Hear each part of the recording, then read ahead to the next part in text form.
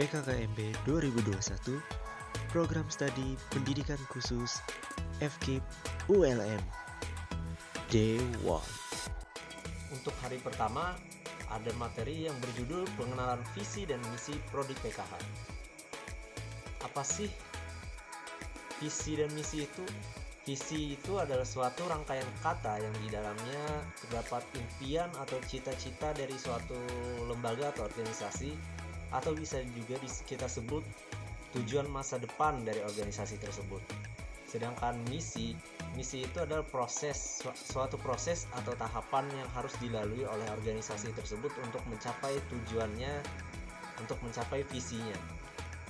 Untuk visi dan misi program studi pendidikan khusus itu ada visi, yaitu menjadikan lembaga yang unggul dalam pengembangan ilmu pengetahuan dan teknologi atau IPTEK, bidang pendidikan khusus serta inovasi layanan pendidikan bagi anak berkebutuhan khusus di sekolah segregasi dan inklusi. Untuk misi dari program studi pendidikan khusus adalah mewujudkan kata kelola kelembagaan program studi pendidikan khusus yang profesional, transparan, dan akuntabel. Penyelenggaraan pendidikan dan pengajaran berkualitas yang ditopang dari berbagai disiplin ilmu yang menghasilkan tenaga pendidikan khusus yang profesional dalam skala nasional maupun internasional. Mengembangkan dan mengaplikasikan berbagai teknologi pendidikan khusus untuk mewujudkan pelayanan kualitas pendidikan. Menyelenggarakan berbagai program kegiatan untuk menyiapkan tenaga pendidikan khusus sesuai dengan kebutuhan masyarakat. Untuk materi yang kedua yaitu adalah kurikulum. Apa sih kurikulum itu? Kurikulum itu adalah seperangkat rencana dan pengaturan mengenai tujuan, isi dan bahan pelajaran serta cara yang digunakan sebagai pedoman penyelenggaraan kegiatan pembelajaran untuk mencapai tujuan pendidikan tertentu. Untuk perkembangan kurikulum prodi pendidikan khusus ada 3, yaitu kurikulum 2013, kurikulum 2016, dan kurikulum yang dipakai sekarang yaitu kurikulum 2020, yaitu Merdeka Belajar Kampus Merdeka. Apa sih tujuan kurikulum MBKM itu? Tujuan kebijakan MBKM atau bisa diartikan sebagai program hak belajar 3 semester di luar program studi adalah untuk meningkatkan kompetensi lulusan baik soft skill maupun hard skill agar lebih siap dan relevan dengan kebutuhan zaman. Menyiapkan lulusan sebagai pemimpin masa depan bangsa yang unggul dan berkepribadian. Program-program eksperiential dengan jalur yang fleksibel diharapkan akan dapat memfasilitasi mahasiswa mengembangkan potensinya sesuai dengan passion dan bakatnya. Profil lulusan PKH. Lulusan PKH sendiri tidak hanya terfokus menjadi guru di sekolah luar biasa atau menjadi guru pendidikan khusus. Bahkan lulusan PKH ada yang menjadi asisten peneliti, ada yang menjadi pengelola atau tenaga kependidikan khusus, ada yang menjadi instruktur pendidikan khusus, ada yang menjadi pekerja sosial, bahkan ada yang menjadi wirausaha.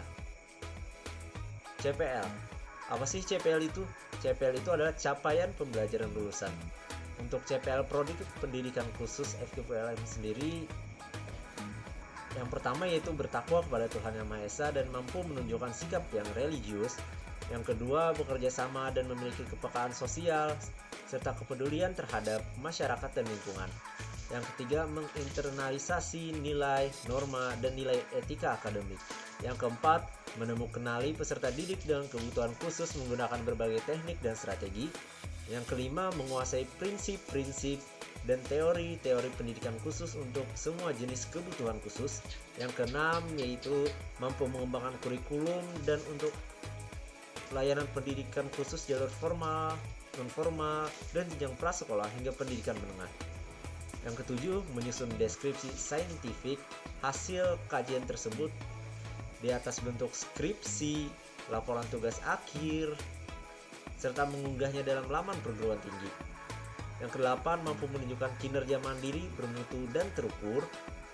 Untuk yang kesembilan yaitu memiliki keterampilan dalam merencanakan, melaksanakan, menilai, dan menafsirkan hasil identifikasi dan asesmen untuk keperluan pembelajaran bagi peserta didik atau warga belajar berkebutuhan khusus. Yang ke-10 yaitu memiliki keterampilan dalam melakukan layanan kebutuhan khusus atau kompensatoris bagi peserta didik atau warga belajar berkebutuhan khusus. Yang ke-11 yaitu yang terakhir memiliki keterampilan dalam menerapkan kurikulum pembelajaran dan penilaian adaptif bagi peserta didik atau warga belajar berkebutuhan khusus. Day 2. Untuk hari kedua ada materi yang berjudul etika sebagai mahasiswa. Etika yang pertama yaitu etika mengirim pesan kepada dosen. Pertama-tama kita harus perhatikan waktu mengirim pesan. Jangan mengirimkan pesan kepada dosen terlalu pagi atau terlalu malam. Lebih baik mengirimkan pesan kepada dosen itu di jam kerja dari jam 8 sampai jam 4 sore. Yang kedua yaitu gunakan bahasa Indonesia yang baik dan benar. Yang ketiga, dimulai dengan salam dan sebutkan identitas. Contohnya saja, Assalamualaikum. Perkenalkan, nama saya Muhammad Maulidi Akbar dari Prodi Pendidikan Khusus Angkatan 2021.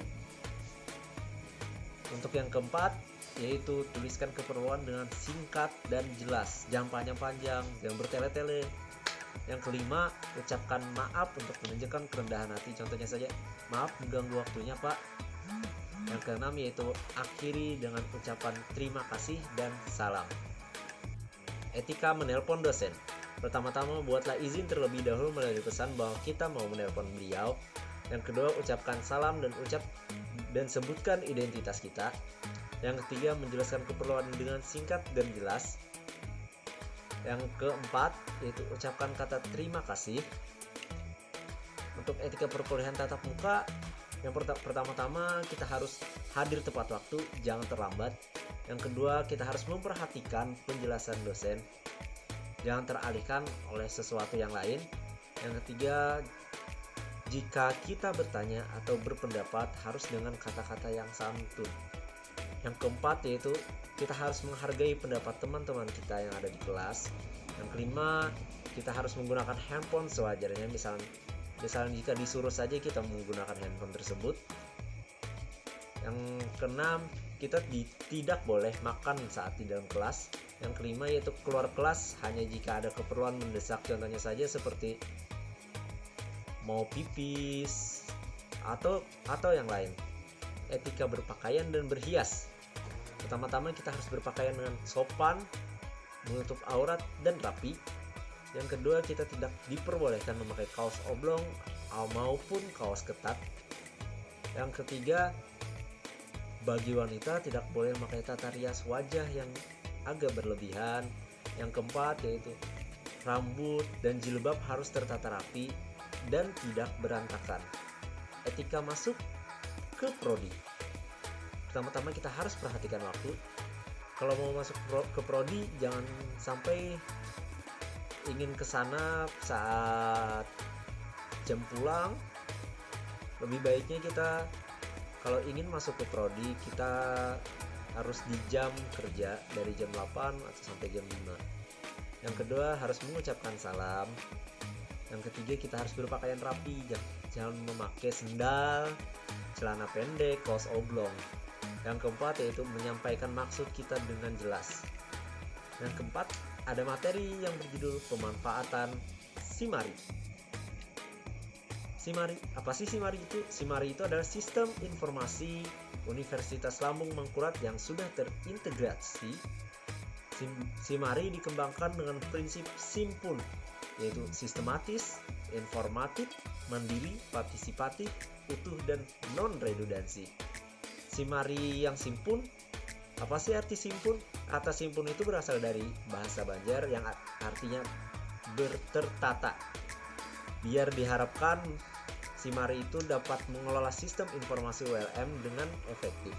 Login SIMARI, kita harus memasukkan username dan password dulu kan.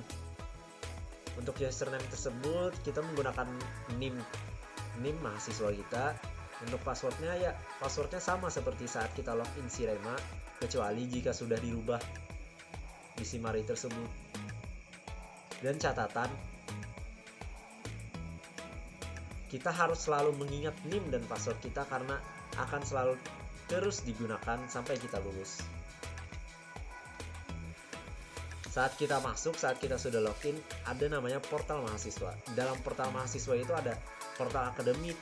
Portal akademik itu adalah aplikasi pengelolaan rencana studi mahasiswa, bimbingan akademik, kartu ujian, dan hasil studi atau nilai serta pengisian kuesioner. Terus yang kedua ada e-learning. E-learning itu adalah aplikasi pembelajaran blended learning sebagai sarana untuk memadukan sistem pembelajaran tatap muka di kelas dengan sarana pembelajaran online. Terus ada namanya DigiLib atau Digital Library. Digital Library menyediakan katalog buku di perpustakaan pusat, cabang maupun program studi kita. Terus ada namanya Portal Wisuda. Portal Wisuda itu adalah aplikasi manajemen untuk pendaftaran wisuda, mulai dari pengisian data diri, upload naskah skripsi lengkap, hingga mendapatkan nomor antrian wisuda. Day 3. Hari ketiga, ada materi yang berjudul pembelajaran daring. Apa sih pembelajaran daring itu?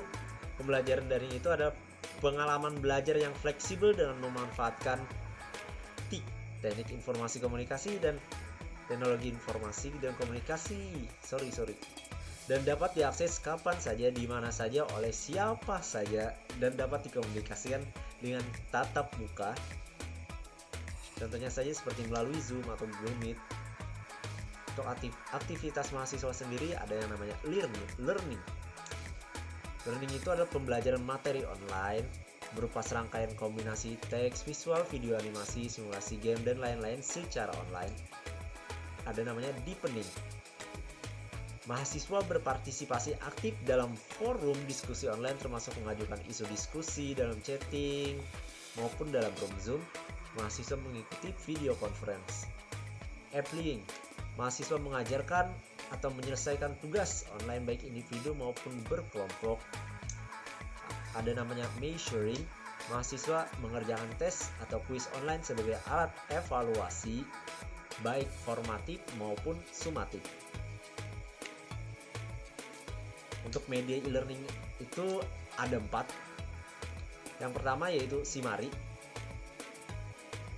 Yang kedua yaitu Zoom. Yang ketiga yaitu Google Meet. Yang keempat yaitu WhatsApp Group. Apa sih yang kita harus siapkan sebagai mahasiswa untuk pembelajaran daring? Yang pertama, kita harus menyiapkan mental dan untuk kuliah mandiri kita. Yang kedua, kita harus berkomitmen waktu untuk belajar. Kita harus membagi waktu sebaik-baiknya. Yang ketiga yaitu kita harus menyiapkan alat penunjang belajar, contohnya saja seperti pulpen, buku, atau semacamnya. Dan kita harus menyiapkan ruang belajar yang kondusif, yang tidak berisik, atau yang membuat kita fokus. Untuk pemanfaatan Simari, di dalam Simari kita bisa mengisi presensi, terus mengetahui silabus kuliah dan mengunduh materi yang diberikan oleh dosen, terus mencek dan mengupload tugas, serta kita bisa melakukan diskusi di dalamnya. Untuk komponen pembelajaran daring, pertama ada dosen, yang kedua ada mahasiswa reguler, yaitu mahasiswa biasa seperti kita, seperti saya. Yang ketiga ada mahasiswa berkebutuhan khusus, yaitu para mahasiswa yang memiliki kelebihan dan memiliki kebutuhan khusus masing-masing seperti autis atau semacamnya. Terus yang keempat ada namanya volunteer. Apa sih tugas volunteer itu? Volunteer itu ya biasanya membantu anak-anak berkebutuhan khusus, seperti menjelaskan ulang materi atau tugas, terus mengingatkan jadwal kuliah dan presensi online, atau bisa juga seperti ya anggap saja seperti pendamping, seperti itu. Hal-hal yang harus diperhatikan dalam daring. Pertama, kita harus mengecek durasi presensi karena setiap dosen itu memiliki ketentuan durasi pengisian presensi yang berbeda-beda. Yang kedua, kita harus mengupayakan mengerjakan tugas sesuai dengan batas waktu yang telah diatur. Yang ketiga, terkadang menit angka atau jam pada HP kadang berbeda dengan Simari. Terus upayakanlah untuk masuk terlebih dahulu ke Simari. Kita cek terus Simari sehingga dapat mengisi presensi dengan tepat waktu. Yang keempat yaitu kita harus menunjukkan kesiapan dalam pembelajaran daring, misalkan berpakaian rapi. Untuk yang kelima yaitu berkata dan bersikap yang sopan kepada dosen. Kita harus berkata-kata yang santun jika ingin menanggapi dosen atau ingin bertanya. Yang keenam yaitu setiap dosen memiliki aturan yang berbeda-beda dalam perkuliahan, maka jika dosen menjelaskan aturan-aturan tersebut, perhatikanlah dengan seksama. Cukup sekian video dari saya. Terima kasih.